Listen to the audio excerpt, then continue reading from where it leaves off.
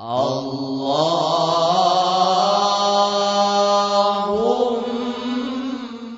ila hadratin nabiyyin Mustafa Muhammadin sallallahu alaihi wasallam wa kafatil anbiya'i wal mursalin wal malaikatil muqarrabin wal ulama'il 'amilin wal musannifin al mukhlisin wa ila jami'il mujahidin fi sabilillahi rabbil alamin thumma ila abaina wa ummahatina wa usulihim wa furu'ihim thumma ila musannif hadzal kitab syai'un lillahi lana wa lahumul fatihah.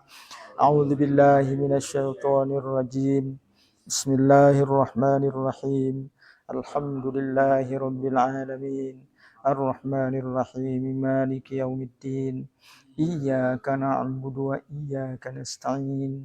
Ihdinas siratal mustaqim. Siratal ladzina an'amta 'alaihim ghairil maghdubi 'alaihim waladdallin. Amin.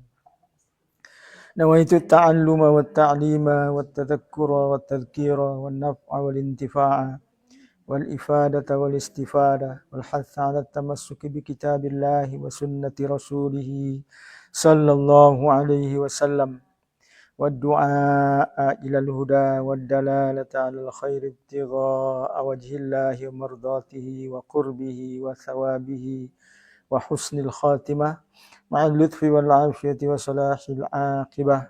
Qala al-musannif wa nafa'ana bihi wa bi'ulumihi fid darain. Amin. Ila an qala lakin yahrumun nauf, tetapi haram meratap. Wa huwa rafu saut bin nadab, yaitu meninggikan suara untuk mengungkapkan apa istilahnya, rasa kesedihan, ratapan.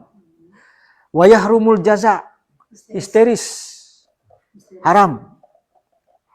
Wa darbas sadar, memukul-mukul dada. Orang Arab muda tu, zaman jahiliyah. Itu dosa lebih. Haram. Walatmal khudud, menampar-nampar pipi sendiri.